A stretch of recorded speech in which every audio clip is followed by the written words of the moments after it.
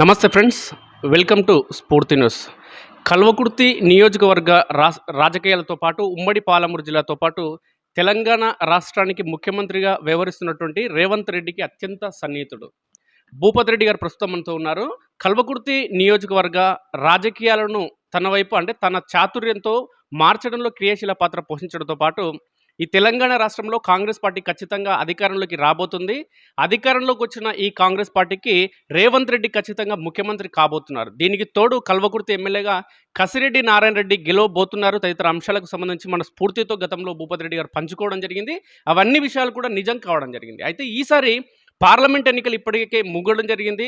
వచ్చే నెల 4వ తారీఖు ఎన్నికల ఫలితాలు రాబోతున్నాయి. ఈ అంశానికి సంబంధించి పార్లమెంట్ ఎన్నికల్లో కాంగ్రెస్ పార్టీ తరపున ఏ విధంగా ప్రచారం చేయడం జరిగింది, పార్లమెంట్ తరపునటువంటి నాగర్ కర్నూలు పార్లమెంట్ పరిధిలో మల్లురవి గారు పోటీ చేయడం జరిగింది. 2 సార్లు ఎంపీగా గెలిచిన మల్లురవి ప్రస్తుతం మరోసారి పోటీ చేసిన క్రమంలో మల్లురవి గారు ఎంత మెజార్టీతో విజయం సాధించబోతున్న తదితర అంశాలని భూపతి రెడ్డి గారు తెలుసుకుందాం. సార్ నమస్కారం. సార్ ఎట్లా ప్రచారం జరిగింది సార్? ఎంపీ ఎలక్షన్ల సందర్భంగా ఏ విధంగా ప్రచారం జరిగింది? కాంగ్రెస్ పార్టీ అభ్యర్థి మల్లురవి గారు ఎంత మెజార్టీతో విజయం సాధించబోతున్నారు సార్? మొట్టమొదలు తెలంగాణ రాష్ట్ర ప్రజలు రేవంత్ రెడ్డి గారి నాయకత్వాన్ని, కాంగ్రెస్ పార్టీ విధానాలను సమర్థించి అసెంబ్లీ ఎన్నికల్లో కాంగ్రెస్ పార్టీ గవర్నమెంట్ చేయడానికి సహకరించిన ప్రజలందరికీ ధన్యవాదాలు తెలియజేస్తూ, ఈ పార్లమెంట్ ఎన్నికల్లో మల్లురవి గారికి మరి అధిష్టాన వర్గం కాంగ్రెస్ పార్టీ టికెట్ ఇచ్చి అభ్యర్థిగా నిలబెట్టినందుకు అధిష్టాన వర్గానికి కానీ ముఖ్యమంత్రి రేవంత్ రెడ్డి గారికి కానీ మరోసారి ధన్యవాదాలు తెలియజేస్తూ, కాంగ్రెస్ పార్టీ మొదటి సంధి నాగర్ కర్నూల్ కాంగ్రెస్ పార్టీ అడ్డా. కాంగ్రెస్ పార్టీ అభ్యర్థులు ఎవరని చూడకుండా గతంలో చాలామందిని పార్లమెంటుకు పంపిన చరిత్ర నాగర్ కర్నూల్ పార్లమెంట్ కాన్స్టిట్యున్సీకి ఉంది. దాంట్లో సుపరిచితుడైన మల్లురవి రాజకీయాల్లో పూర్తిస్థాయి పరిపక్వత చెందిన నాయకునిగా అన్ని 7 అసెంబ్లీ కాన్స్టిట్యున్సీలలో తనకంటూ ఒక వర్గం మొదటి సంధి ఏర్పాటు చేసుకున్న మల్లురవి గారికి గెలుపు పెద్ద సమస్య కాదు. ప్రతి కాన్స్టిట్యున్సీలో ఎగ్జిట్ పోల్స్ లేకపోయినా ప్రజాభిప్రాయ సేకరణ ప్రకారంగా 7 కాన్స్టిట్యున్సీలలో ప్రతి కాన్స్టిట్యున్సీ 20 నుంచి 30 వేల వరకు మెజార్టీ తీసుకొని 1,50,000 మెజార్టీతో మరి మల్లురవి గెలవబోతున్నాడు అనేది నిర్వివాదాంశం. ఎందుకంటే మనకు ప్రజల్లో కనపడుతున్నది. కల్వకుర్తిలో లెక్కలు చాలామంది వేసుకుంటున్నారు. గతంలో నారాయణ రెడ్డి గారు ఎమ్మెల్యేగా పోటీ చేసినప్పుడు 5,800 ఓట్ల మెజార్టీతో గెలవడం జరిగింది. ఇప్పుడు మల్లురవి గారికి ఆ మెజార్టీ పూర్తి స్థాయిలో భిన్నంగా 20,000 దాటుతుందనేది నిజం. మరి ఎందుకు ఈ తేడా వచ్చిందంటే లోకల్ రాజకీయాలు, లోకల్ ఉండే వ్యక్తుల ప్రాముఖ్యతలను దృష్టిలో పెట్టుకొని చేసింది. ఇప్పుడు ప్రజలంతా దేశ స్థాయిలో కాంగ్రెస్ పార్టీ నాయకత్వాన్ని దేశంలో అవసరమని గమనిస్తున్నారు. అందుకోసానికే కాంగ్రెస్ పార్టీ వైపు ప్రజలంతా మొగ్గు చూపుతున్నారు. దానికి చెప్పాల్సింది ఏం లేదు. ఈ దేశం కోసానికి పనిచేసిన పండిత్ జవహర్లాల్ నెహ్రూ ఆనాడు తక్కువ బడ్జెట్లో ఈ దేశానికి కావాల్సిన మౌలిక వసతులు పంచవర్ష ప్రణాళికల ద్వారా ఏమేమి నిర్మాణాలు జరిగినవి అనేది ప్రజలు మర్చిపోరు. తాత్కాలికంగా కొంతకాలం ఏదో ఒక ఉద్యమాలు, ఏదో ఒక రాజకీయ ఉపద్రవాలు వచ్చినప్పుడు మాత్రమే మర్చిపోయి వేరే వాళ్ళకి పట్టడం జరిగింది. ఇప్పుడు పూర్తి స్థాయిలో మధ్యన వచ్చిన వాళ్ళ పరిపాలన విధానాలు ఆకలింపు చేసుకున్న ప్రజలు మరి కాంగ్రెస్ పార్టీలో నెహ్రూ కానీ ఈ దేశం కోసానికి నెహ్రూ పాటుపడ్డ సంగతి అంతా ప్రజలు 9 సంవత్సరాలు జైల్లో స్వతంత్ర పోరాటానికి ఉన్నటువంటి నెహ్రూను మర్చిపోరు ఈ దేశం. ఇకపోతే ఈ దేశం కోసానికి మరి ఇందిరాగాంధీ ఎందుకు చంపబడ్డది? నేను కాంగ్రెస్ పార్టీని కాకపోయినా చరిత్ర ఒకసారి తిరిగేస్తే ఈ దేశం కోసానికి ఇందిరాగాంధీ చంపబడ్డది. ఈ దేశం కోసానికి రాజీవ్ గాంధీ గారు కూడా ఈ దేశ సార్వభౌమత్వాన్ని, ఏకత్వం సాధనలో ఆయన తీసుకున్న నిర్ణయాలే కొంతమందికి కిట్టక ఆయనను హత్య చేయడం జరిగింది. ఆ తర్వాత మరి సోనియా గాంధీ గారు గుర్తుంచుకోవాల్సింది ఏంటంటే త్యాగం అనేది మర్చిపోరాంది 2 పర్యాయాలు కాంగ్రెస్ పార్టీకి మెజార్టీ ఇచ్చినా కూడా సోనియా గాంధీ గారు అల్పసంఖ్యాక సిక్కు మతస్థులలో అల్పసంఖ్యాక వర్గానికి చెందిన ఎకానమిస్ట్ మన్మోహన్ సింగ్ గారిని ప్రధానమంత్రిగా తీసుకున్నది. మరి 2 పర్యాయాలు తన కొడుకుని చేసుకోవచ్చు కదా, తను కావచ్చు కదా. ఎంతమంది విమర్శించినా విమర్శలకు లెక్క చేయకుండా తను తీసుకున్న వాళ్ళు చాలామంది ఉన్నారు. కానీ ఆమె త్యాగం చేసింది కదా. ఆమె త్యాగానికి గుర్తుగా తెలంగాణ ఇస్తానని ఏదైతే ప్రకటన చేసిందో, పార్లమెంట్లో కూర్చొని తెలంగాణ బిల్ పాస్ అయినంత వరకు కూర్చున్నది కదా. తెల్లారితే పార్లమెంట్ లేదు, ఎన్నికలు వస్తున్నాయి. మరి ఈ సమస్యను తెలంగాణ గుర్తించారు. గతంలో 10 సంవత్సరాలు కొంత గుర్తింపు పొందకనే అంటే వేరే పార్టీలు సరైన విధానాలు లేకపోయినా ప్రజలు వాళ్ళకు పట్టం కట్టారు. దీన్ని పూర్తి స్థాయిలో ప్రజలకు విశదపరిచి రేవంత్ రెడ్డి గారు మరి 6 మాసాల్లో ఏదైతే ఈ ప్రచార సరళి 6 మాసాల్లో ఏకఛత్రాధిపత్యంగా అంటే ఒంటి చేత్తో నడిపించి మరి ఊహించని విధంగా ఎవ్వరు ఊహించలే, ప్రజలు మాత్రమే గుర్తించారు. ఏ వేదికలు కానీ ఏ మీడియా కానీ కాంగ్రెస్ పార్టీ పూర్తి స్థాయిలో అధికారం వస్తుందని ప్రకటన చేసిన లేదు. ఒక రేవంత్ రెడ్డి గారు ప్రకటన చేసిండు, దాన్ని సాధించిండు. ఈరోజు తెలంగాణ ప్రభుత్వం రైతులకు ఇస్తున్న అన్ని స్కీమ్స్ కూడా రైతు బంధు అని గతంలో ఉన్నారు, ఇప్పుడు భరోసా పథకం కింద దాన్ని మరి అందరికీ రైతులకు ఇచ్చింది. నిన్నమన్న కూడా కొంతమందికి ఇచ్చిండు. రైతు రుణమాఫీ ఇప్పుడు ఆగస్టు డెడ్ లైన్ పెట్టిండు, 15th ఆగస్టు లోపల రైతు రుణమాఫీ ఇస్తాడు, తప్పకుండా ఇచ్చి తీరుతాడు. ఎందుకంటే రేవంత్ గారి జీవితం లోపల ఏదన్నా కూడా మడమ తిప్పలేదు. ఆయన వ్యక్తిగత జీవితం కానీ రాజకీయ జీవితం కానీ వ్యవహార శైలి కూడా ఆయన ఏదన్నాడో అది జరిగి తీరుతుంది. ఆయన దగ్గర ఉన్న నిజాయితీ అందుకు నిదర్శనం. ఇప్పుడు గుర్తుపెట్టుకోవాలి మనం, రేవంత్ రెడ్డి కల్వకుర్తి ప్రాంతంలో కొండారెడ్డిపల్లి గ్రామంలో జన్మించిన రేవంత్ రెడ్డి మరి తను రాజకీయ ప్రస్థానం ఎక్కడి నుంచి స్టార్ట్ చేశాడు, మిర్జిల్ నుంచి రాజకీయ ప్రస్థానం చేశాడు. అక్కడి నుంచి జెడ్పీటీసీగా, అటు నుంచి ఎమ్మెల్సీ ఉమ్మడి మహబూబ్నగర్లో మరి ఏ రాజకీయ వేదిక లేకుండా ఇండిపెండెంట్గా అన్ని పార్టీల మద్దతు తీసుకొని ఎమ్మెల్సీ గెలిచాడు. ఆ తర్వాత ఎమ్మెల్సీలో 2 సంవత్సరాలు 2.5 సంవత్సరాలు కాలపరిమితి వస్తే ఆ తర్వాత కొడంగల్ ఎవరు ఊహించని విధంగా కొడంగల్కు పోయి కొడంగల్లో మరి ఎమ్మెల్యేగా 2 పర్యాయాలు గెలిచాడు.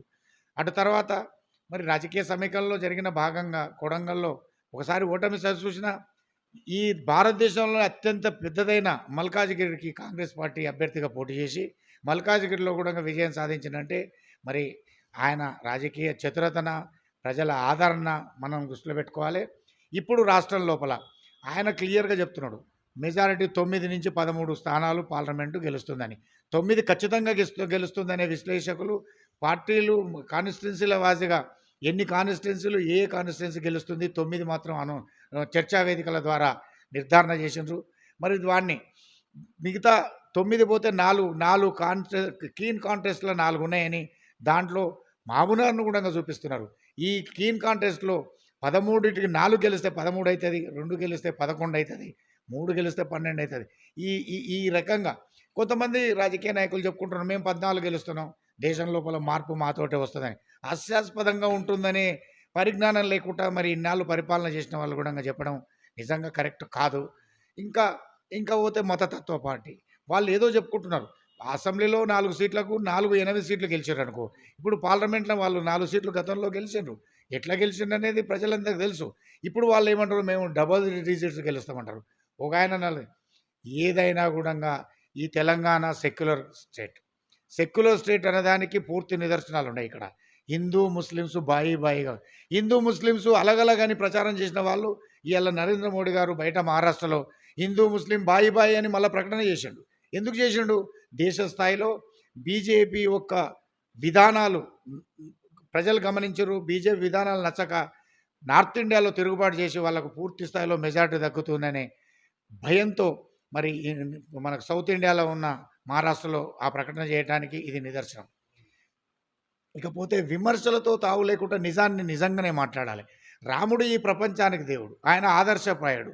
రామో విగ్రహ ధర్మ అని ఎవరన్నారు? రాక్షసుడు మారీచుడు అన్నాడు. ఆ మాత్రం పరిజ్ఞానం వీళ్ళకు లేదు బీజేపీ వాళ్ళకు. మరి రామాయణం చదువుకున్నారా? చదువుకుంటే మరి చదువుకున్నది రామాయణం ఉన్నదో చెప్పాలి. రాముడు నీకొక్కనికే పేటెంట్ రైట్స్ కాదు, రాముడు నీకంటే ముందు భద్రాచలంలో రాముని విగ్రహం ఎవరు కట్టిండు? రామదాసు కట్టిండు. దానికి తలంబ్రాలు ఎవరు పంపిండు? నిజాం ఆయన తానీషా అని ఆనాడు ముస్లిం ప్రభువు పంపిండు. ఆ సాంప్రదాయం ఇప్పటికి కొనసాగుతుంది. మరి ఈ సెక్యులర్ అనేదానికి ఆంధ్రప్రదేశ్లో తెలంగాణ ఎందుకు పనిచేస్తుంది? భద్రాచలంలో రామదాసు గుడి కట్టిండు కదా, దాని కార్యక్రమాలంతా మరి నిజాం ప్రభువుల కాడికి నడుపుకొచ్చారు కదా. పక్కన మన దగ్గర కల్వకుర్తి ప్రాంతంలో శ్రీశైలంలో సీతారామచంద్ర ఏం బీజేపీ వాళ్ళు అప్పుడు ఉన్నారా? మరి అప్పటికే రామాలయాలు ఉన్నాయి, రామునికి పూజ చేస్తారు. అన్ని మతాలలో కూడా వాళ్ళంతా ఆ దేవాలయాల్లో మరి ఇష్టం ఉన్నా లేకపోయింది అది వేరు విషయం. దేవాలయాలకు మాత్రం అన్ని మతాల వాళ్ళు వస్తున్నారు. మరి ఆ సాంప్రదాయం పక్కన పెట్టి దేవాలయం రామాలయం ఒక్కటే అయోధ్యలో ఉన్నట్టు మరి ఈ ప్రపంచంలో మొత్తం అమెరికాలో కూడా రామాలయం ఉంది. ప్రపంచ దేశాలలో రామాలయాలు చాలామంది రామ భక్తులు ప్రపంచవ్యాప్తంగా ఉన్నారు. మరి దాన్ని మాకే పేటెంట్ రైట్స్. ఈ మధ్యకాలం లోపల స్వతంత్రం వచ్చిన తర్వాత కూడా మనం గమనిస్తే కొన్ని కులాలు కొంతమంది నాయకులు ఒక కులాన్ని ఆస్వాదించి మా కుల నాయకుడు అంటే మిగతా వాళ్ళు రాకుండా ఆ కుల నాయకుడిని ప్రతిష్టం దిగజారుతున్న విధంగా రాముడిని కూడా ఈ బీజేపీ వాళ్ళు రాముడు మాది అనే సొమ్ము తీసుకొతే మిగతా వాళ్ళు రాముని మీద ఉన్న విశ్వాసాన్ని భక్తిని కూడా పక్కకు పెట్టే పరిస్థితులు వచ్చినాయి. కాబట్టి దీన్ని గమనించాలి. రామాలయం ప్రారంభం కాకముందుకే రాముని ప్రతిష్ట కాకముందుకే ఊళ్ళెంబడి అక్షింతలు పంచారు. సెంటిమెంటు ఎందుకులే అని అందరూ దాన్ని ప్రశ్నించలేదు. కానీ ఎవడైనా పెళ్లి కాకముందుకు ఊళ్ళో అక్షింతలు పంచిన సాంప్రదాయం ఎక్కడన్నా ఉందా? మరి రాముడు ధర్మము కట్టుబడినవాడు. రాముడు అరణ్యంలో సీతమ్మ ఉంటే యజ్ఞం చేసేందుకు సీతమ్మ లేకపోతే బంగారు సీతమ్మ పెట్టుకుంది. కానీ ఇప్పుడు మరి ఈ మహానుభావుడు చేసినాడు, రాముని ప్రతిష్ఠ చేసినాడు. పక్కన భార్య ఉందా? భార్య బతుకుంది, ఈ దేశంలో ఉంది. మరి ఆ సాంప్రదాయాన్ని రాముని ఆదర్శాలను పురికిపుచ్చుకున్న వీళ్ళు ఆ సాంప్రదాయాన్ని ఎందుకు పక్కకెట్టారు? ఋషులు మునులు వీళ్ళంతా ఎందుకు రాక్షసునికి వ్యతిరేకంగా హిరణ్యకశపునికి వ్యతిరేకంగా హిరణ్యకశపాయ నమ అన్నారు ఋషులు మునులు. వాళ్ళంతా మనసులో నారాయణ స్తోత్రం చేసుకుంటూ కూడా బయటికి హిరణ్యకశపాయ నమ. ఆ సాంప్రదాయాన్ని ఇప్పుడు ఇక్కడ కొనసాగుతుంది. ఎంతోమంది సాధులు సంతులు ఆ కార్యక్రమానికి వచ్చారు. వాళ్ళంతా బయట కూర్చున్నారు. లోపల ఎవరున్నారు? విగ్రహం కాడ ఎవరున్నారు? మరి సాంప్రదాయానికి వ్యతిరేకంగా జరిగిందా లేదా? మరి దీన్ని ఎవరు? వాళ్ళు సాధులు సంతులు నాకు పరిచయంలో వాళ్ళు అన్నారు. వాళ్ళకి ఇచ్చిన పాసులు చించి పారేసి వచ్చారు. వాళ్ళకి ఇచ్చిన లోపలికి పోయే వివిఐపి పాసులు ఋషులకు మునులకిస్తే వాళ్ళు చించి పారేసి కొంతమంది ఓపెన్గా పట్టలేక అని వచ్చారు. ఏం సాంప్రదాయం ఇదే? మరి దాన్ని మరి ఎందుకు పరిగణలోకి తీసుకుంటలేరు? సెంటిమెంటును రాజకీయంగా వాడుకొని లబ్ధి పొందాలని చూస్తున్న ఈ సాంప్రదాయానికి స్వస్తి పలకాల బీజేపీలు. అధికారంలో ప్రజలకు ఏం జరుగుతుంది, ఈ దేశానికి ఏం కావాలి, ఈ ప్రజలకు ఏం కావాలి, ఆ కోణంలో బీజేపీలు ప్రయాణించాలి. ఈ 10 ఏళ్ళు వాళ్ళు ఎప్పుడు కూడా ఏ గ్రామానికి పనికొచ్చిన స్కీమ్ పెట్టలేదు, ఈ దేశానికి పనికొచ్చిన స్కీమ్ పెట్టలేదు. ధనవంతులను అంటే వాళ్ళు మోడీని విమర్శించడం కాదు, మోడీ హావభావాలు అహంకారపూరితమైన హావభావాలు కనిపిస్తాయి. ఎక్కడైనా ప్రజాస్వామ్యం ఉంది, ప్రజాసేవకునిగా అతని హావభావాలు కనిపించినాయా? ఇవన్నీ ఒకనాడు కాకపోతే ఒకనాడు హిరణ్యకశపుని పరిస్థితి ఎట్లా ఉన్నదో, హిరణ్యకశపునికి చావు లేకుండా వరం పొందాడు. కానీ చావుకు కారణం ఉంటుంది.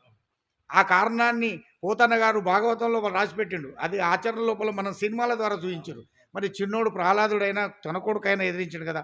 అటువంటి కారణజన్ముడు ఇప్పుడు మనం ఈ రాష్ట్రం వరకు రేవంత్ రెడ్డి, ఆ కారణజన్ముడే ఈ దేశం వరకు రాహుల్ గాంధీ అని ఈ అహంకారపూరితమైన విధానాన్ని తుడముట్టించడానికి వీళ్ళిద్దరు సమిష్టిగా పోరాడి దేశం లోపల సమూలమైన రాజకీయ మార్పులకు దోహదపడుతుందని నేను పూర్తి స్థాయిలో విశ్వాసాన్ని ప్రకటిస్తూ జాతీయ రాజకీయాలు అటువైపు ఉంచితే నాగర్ కర్నూలు జిల్లాకు సంబంధించి నాగర్ కర్నూలు పార్లమెంట్ పరిధికి సంబంధించి కాంగ్రెస్ పార్టీ ఖచ్చితంగా గెలుస్తుంది 150,000 మెజార్టీతో మీరు అంటున్నారు.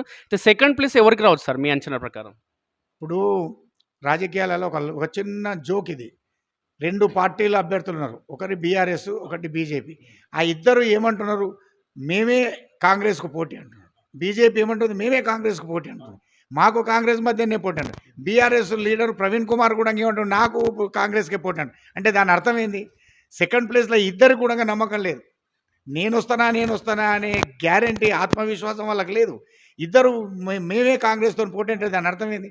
కాంగ్రెస్ గెలుస్తుంది, సెకండ్ ప్లేస్లోకి నేను వస్తానా ఆయన వస్తాననే అపనమ్మకంతో వాళ్ళు ప్రకటన చేస్తారు. దాన్ని బట్టి మనకు అర్థమవుతున్నది. నేను అనుకుంటున్నా ఇప్పుడు బీజేపీ అని అంటున్నారు, 2 కూడా మరి సెకండ్ ప్లేస్ వస్తుందని నేను నిర్ధారణ చేసి చెప్పలేను. కానీ ఓడిపోతాం అనేది గ్యారెంటీ.